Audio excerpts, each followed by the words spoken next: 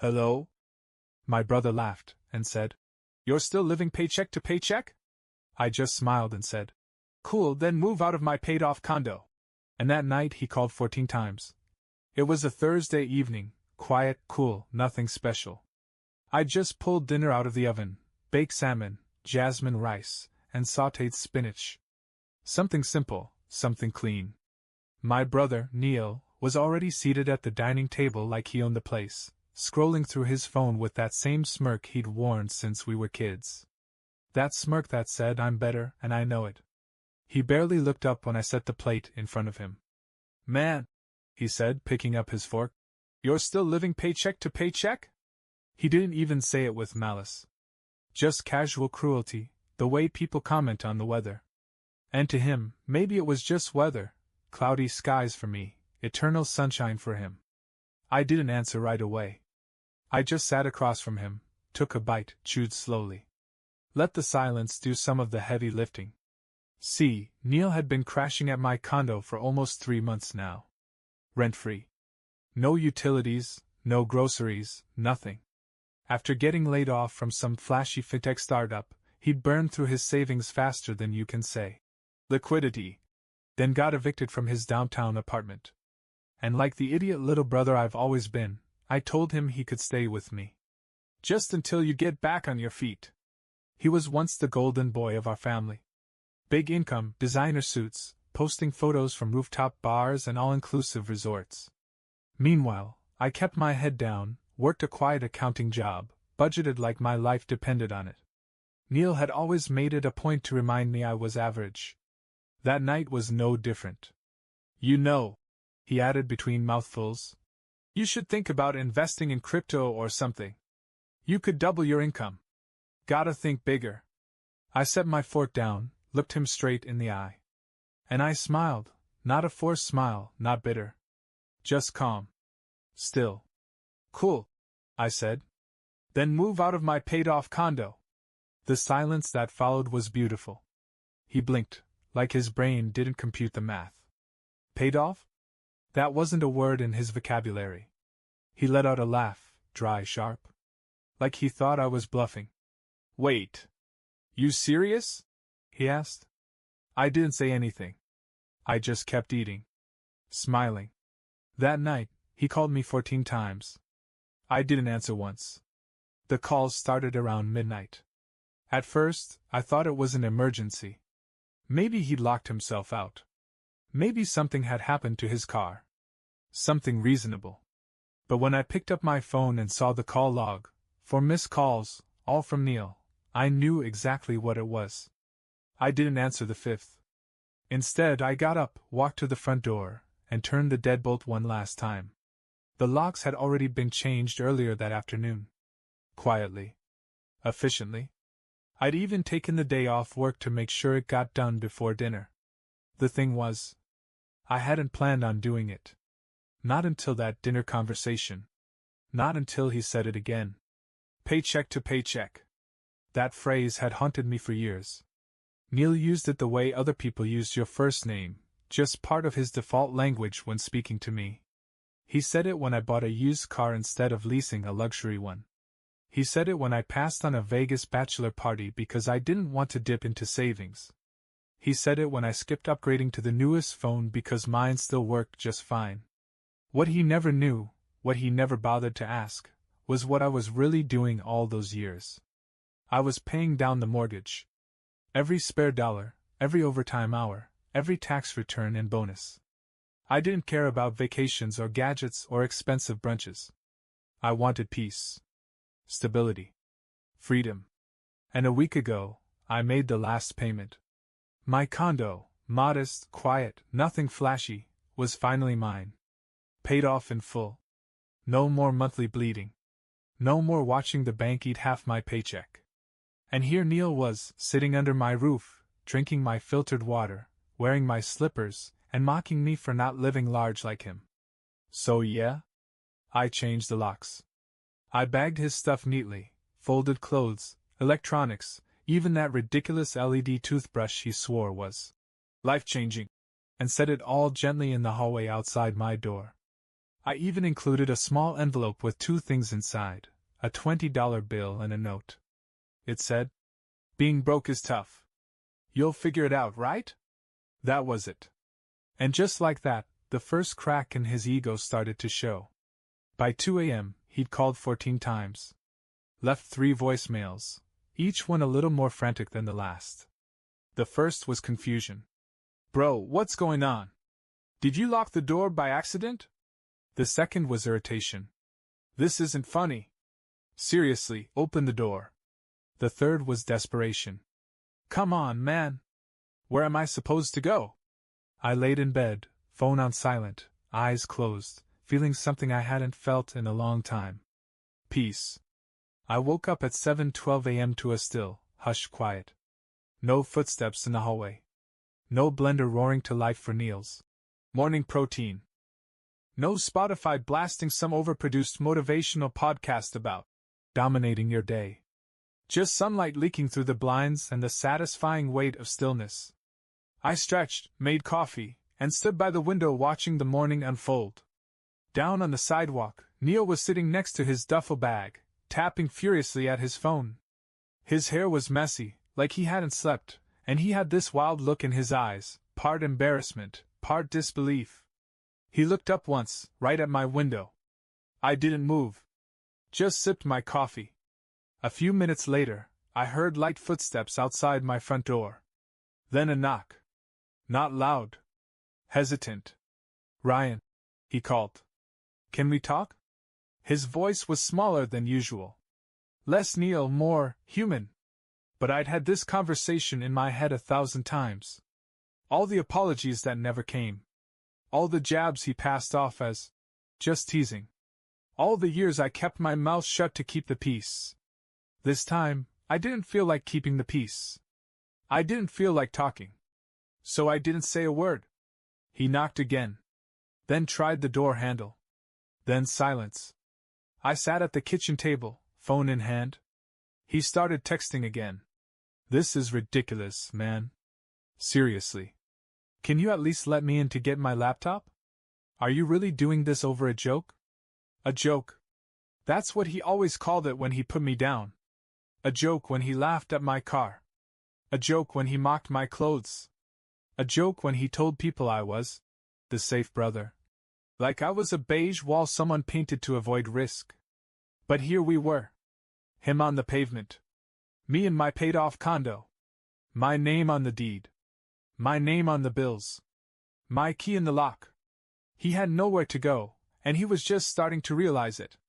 At 8:43 a.m., he tried one last time. "Look, I messed up. I was being a jerk. Can we just talk?" Still, I said nothing. Because here's the thing about Neil, he'd said sorry before. Every time he crossed a line, every time he went too far, he knew exactly what to say to get back in. And I'd always let him. But this time, he wasn't just out of luck. He was out of rope. And for the first time in our lives, I wasn't reaching down to pull him back up. I don't know why, but after he stopped knocking, I found myself sitting at the kitchen table staring at my phone, not to check his messages, but to scroll through old photos. The kind of ones you don't even remember taking until they show up like ghosts. There was one of us from a 4th of July party years ago. Neil had his arm around my shoulders, grinning wide, drink in hand. I looked tired. That was the thing about being around Neil, he drained you slowly. Like a leak in a pipe you don't notice until your ceiling caves in. Growing up, he was the guy everyone loved. Big personality. Big dreams. Big presence. When he got into finance and started pulling 6 figures before 30, my parents acted like he'd cracked the code to life. He bought them a trip to the Bahamas once, and I swear they talked about it for 3 years. Meanwhile, I was the one who fixed their leaky sink. The one who dropped off groceries when Dad got sick. The one who co-signed their car loan after Neil accidentally missed 3 payments on the one he promised to take care of. But none of that mattered. Neil was shiny. I was steady. And in this family, shiny always won. He once told me, during a family dinner no less, "I don't know how you live the way you do, man. You've got no drive. You're just existing." And Mom just laughed, like it was funny. Like I didn't already feel invisible enough. That night, I started a spreadsheet titled Mortgage Snowball Plan. It took me 8 years. 8 years of living below my means. Of budgeting every cent. Of skipping nights out, skipping vacations, watching him mock me for not living a little. And now here we were. I looked down at my phone again. Nothing new. No more calls. No more texts. Just quiet. I stood up, stretched, and walked to the front door. Through the peephole, I saw that he was gone. His bags, too. I didn't feel triumphant. I didn't feel sad. I just felt clean. Like a room that had finally been aired out after years of stale air. 3 days passed. No calls. No texts. No updates. The silence was eerie, but not uncomfortable. It was the kind of silence that hums in the background when you finally shut off a machine that's been rattling for years. A silence that feels earned. I went back to work on Monday like nothing had happened. Punched in, finished my reports, joked with Marcus from IT about the vending machine eating his dollar again. Normal stuff. But by Wednesday, I started hearing from the echo chamber. It started with a text from our cousin, Jamie. Hey, I heard about what happened with Neil. Everything okay? Then came Lisa, a mutual friend who hadn't messaged me in months. Wow. So you really kicked him out? That's kind of harsh, isn't it? And that's when I knew Neil was doing what Neil always did. Telling half a story. Painting himself as the tragic figure. The brother who was just joking around and got thrown to the curb. I didn't reply to any of them. I didn't need to. I already knew how this part of the cycle went. Neil wasn't used to consequences. He was used to the reset button, used to people patching things up, smoothing things over. If not family, then friends. If not friends, then sympathy. He collected it like coins. But this time, there was no reset button. That Friday, I got an email from my building's front office. Hello, Ryan.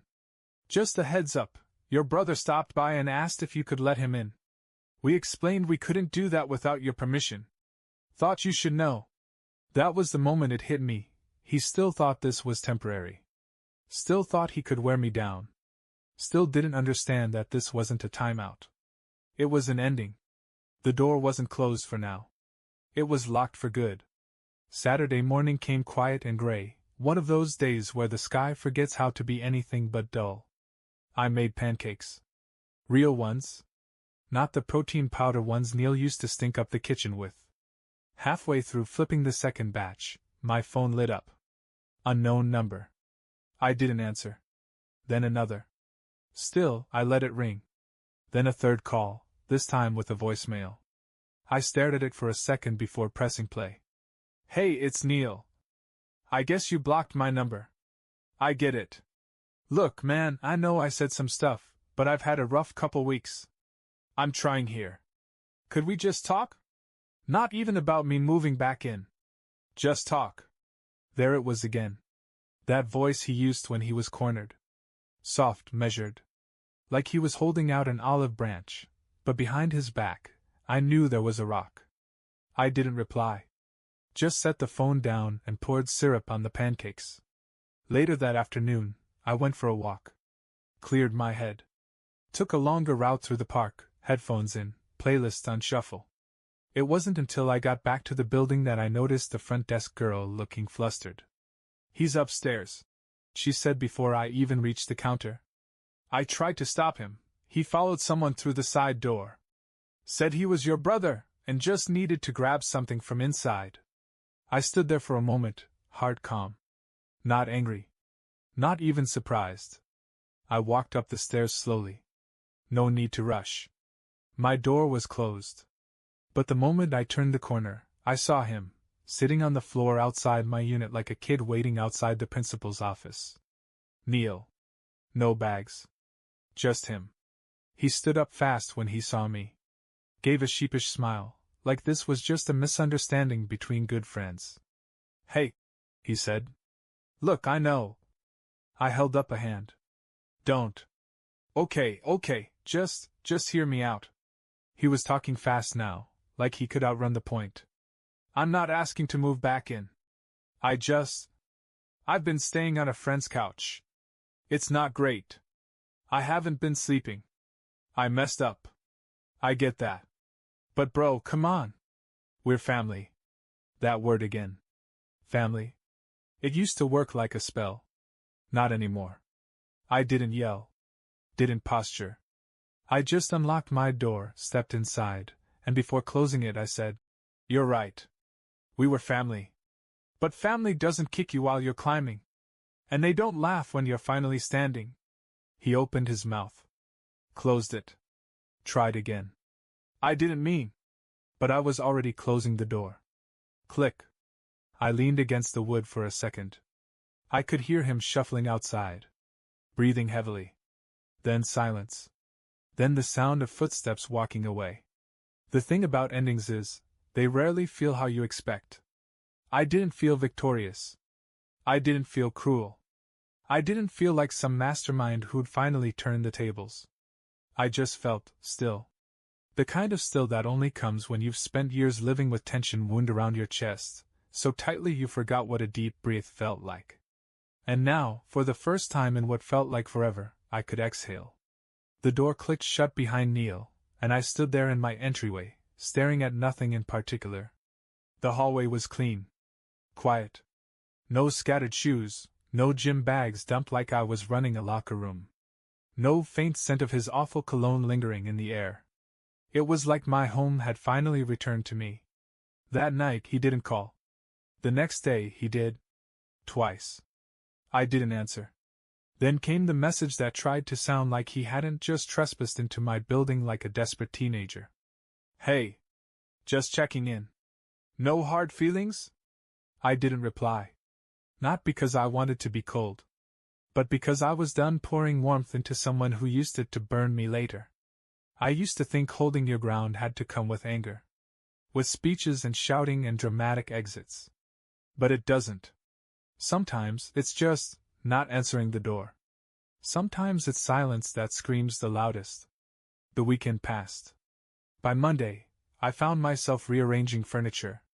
I shifted the couch, boxed up some old books, even bought a new throw blanket. It wasn't about decor. It was about claiming space, physically, emotionally. The corner where Neil used to keep his massive gaming setup? Gone. Replaced with a plant I never knew I wanted.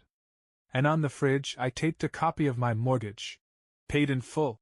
Notice. Like a trophy. Not to gloat. Just to remind myself, this place wasn't just a home. It was proof that steady can win. That slow and quiet can build something that lasts. That you don't have to be flashy to be free. It came Wednesday evening. A letter. Not an email, not a text. An actual, physical envelope slid under my door like something from another era. I stared at it for a long moment before picking it up. No return address. Just my name, written in Neil's unmistakable handwriting, too confident, too wide, like it needed to take up more space than it earned. I debated throwing it away. But something told me to read it. Not because I was hoping for redemption. But because I was curious what version of himself he was selling now. I opened it. No greeting. No. "Hey bro." Just a stream of sentences, jagged and uneven, like he wrote it without pausing. "You probably think I've never had to beg. And you'd be mostly right. I've always landed on my feet because someone was always there with a net. Usually you. And I told myself it was no big deal, you're the responsible one, you like that stuff. But I never once said thank you. Not really. I joked because it was easier than admitting you were doing better than me. Not flashier. Better. You didn't need an audience. I did. I don't know if you'll ever forgive me, but I had to at least try to say this before we're just strangers with shared DNA. That was it. No grand apology. No promise to change. Just a few sentences that, for the first time, didn't sound like they were written by someone trying to win. And yet, it didn't change anything. Because recognition isn't repair. He still walked over years of jabs, mockery, and condescension like they were minor stumbles. Still didn't ask how I was doing. Still didn't ask if I needed anything. Still didn't ask why I finally closed the door. He wanted peace, but only after being forced to face consequences. I folded the letter and tucked it in a drawer, not out of sentiment, but as a reminder. A keepsake from the day I finally stopped letting history rewrite itself. That night, I slept better than I had in years. The weeks that followed felt like someone turned down the volume on my entire life. No phone calls. No surprise visits. No sarcastic one-liners tossed across the kitchen like little grenades. Neil was finally gone, not just physically, but emotionally. No longer in my space. No longer in my mind. Just absent. It's strange, isn't it? How someone can take up so much space when they're around, and yet when they're gone, the absence feels like fresh air. I started doing things I hadn't done in years. Cooking real meals, not just functional dinners to feed two. Reorganizing the closet without having to make space for someone else's scattered mess. Sitting on my own couch, my own coffee in hand, on my own timeline, and feeling no need to justify any of it. I even started playing guitar again, something I hadn't touched in ages. Neil used to mock it. Your little hobby, he'd call it, like anything that didn't feed into a resume was a waste of time. But that first night I picked it up again, I strummed until my fingers ached. Not because I sounded good, I didn't. But because it felt like taking something back. Some nights I'd sit on the balcony and just listen. To the city. To the wind in the trees. To the silence that used to be filled with someone else's noise. I didn't realize how much energy I'd spent bracing for Neil's next jab, next insult, next needy favor disguised as a joke. Living with him was like walking through a room full of glass with bare feet. Nothing happened yet, but you were always ready to bleed. I ran into Jamie, the cousin who'd messaged me a few weeks earlier, at a coffee shop. She asked if Neil and I had patched things up. I just smiled and said, "No need." She blinked, confused. "You're not going to talk again?" "I think we already did. We just didn't realize the last conversation was the last one." And that's the thing. Sometimes people don't leave. You just stop opening the door. Letting Neil go wasn't an act of anger. It was clarity. For years, I thought keeping the peace meant keeping him close.